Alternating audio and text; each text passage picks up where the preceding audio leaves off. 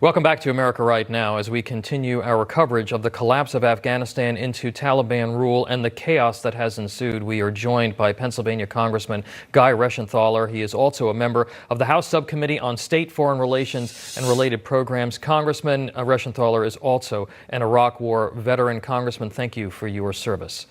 And thanks for being here. Thanks for saying that, Tom. Thanks for having me on the show. I appreciate it. And please just call me Guy, Tom.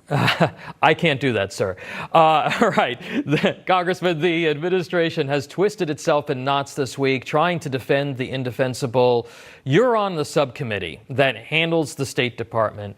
How is it possible, despite a cable from all signed by everybody who worked in the Kabul embassy, that they still had no advance process for getting our people out of the country months ago, given that we had the intelligence that the Taliban could very likely, despite what the president says, be aggressive in their recapturing of the country? Well, it's really hard to overstate just how colossal, how epic this failure has been. And just as you were saying, there was intelligence, there was a notion that the Taliban was going to have this resurgence and start recapturing the provinces and eventually come into Kabul. So there's no reason why we didn't have a plan to get the Americans out and our Afghan allies out as well. Additionally, why? Why would you give up the Bagram Air Force Base, which could support human intelligence on the ground, which could supply air cover as you're trying to evacuate Americans? And also, why did we not ramp this up sooner? I understand that it could lead to a quick tidal wave of people trying to flee the country. I get that argument.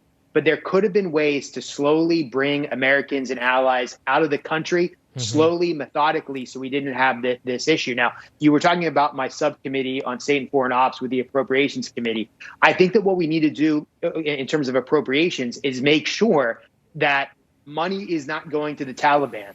We've got to be very cognizant that our adversaries will not take U.S. taxpayer dollars and use that to fund terrorism, not only in Afghanistan, but fund terrorism in other parts of the Middle East. Yeah, we already did that with Iran. We gave Iran a whole bunch of money under the Obama administration that likely got funneled to terrorist organizations. And President Biden did seem to suggest, Congressman, that we could be playing let's make a deal with some U.S. taxpayer dollars with the Taliban. He said, given certain circumstances or conditions. That's a very important point. To your point about U.S. taxpayer dollars or assets. How many jets, how many fixed-wing aircraft and helicopters are now in the hands of the Taliban, and what should we should be doing about the U.S. military assets that are now in the hands of basically a terrorist organization? Your thoughts on that, sir? Well, it's alarming, and I think the American people don't understand just how much ammunition, how much war material, how many helicopters are now in control of the Taliban. I heard Leader McCarthy say the other day on a call that the Taliban, it's estimated that the Taliban has more Black Hawk helicopters than the entire Australian military.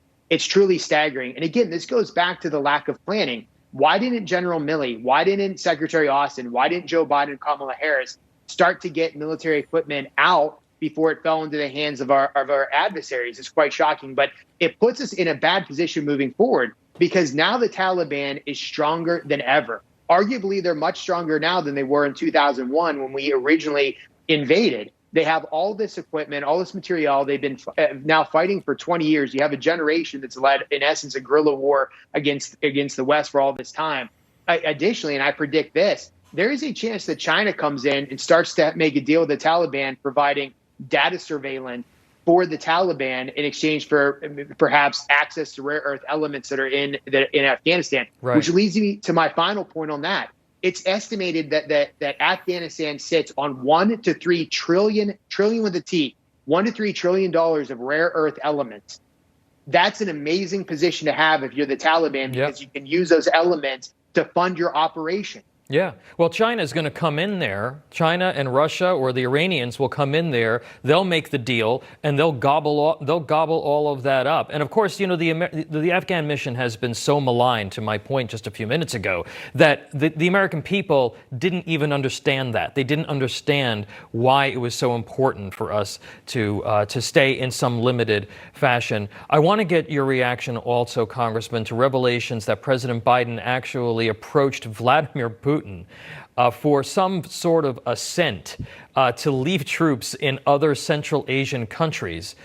What did he expect that reaction to be?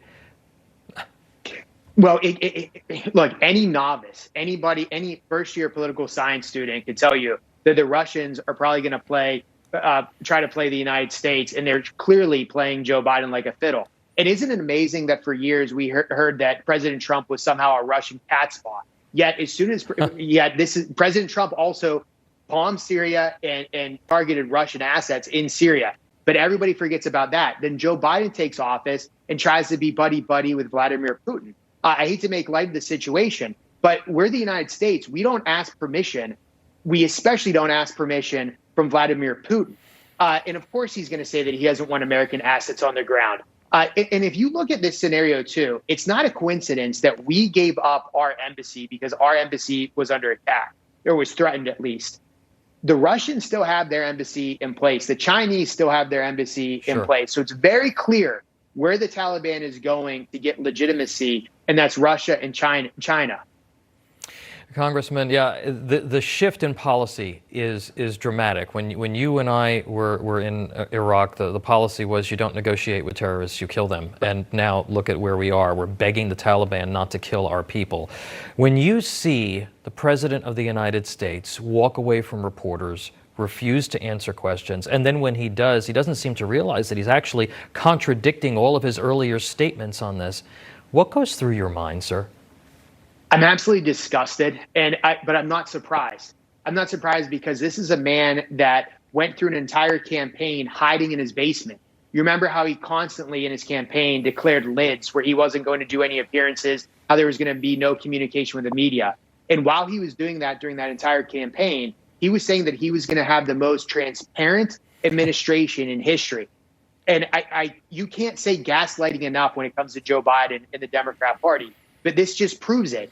He comes out at one point in the week and gave a press conference while we're in a horrible situation in Kabul. And what does he talk about? He talks about COVID, and then he basically sprints off the stage while the press corps is yelling questions at him. Mm-hmm. If President Trump had done that, there'd be outrage, and rightfully so. Joe Biden has failed to be transparent. He needs to be more open with the American people. And frankly, Kamala Harris does too. They cannot declare these lids. They cannot continue to hide. They can't continue to hide out of Camp David. We need real leadership. And going back to the lies, Joe Biden said that this was inevitable. If it was so inevitable, if he had a crystal ball that saw this happening, then why wasn't he in the Situation Room? Why wasn't he better prepared?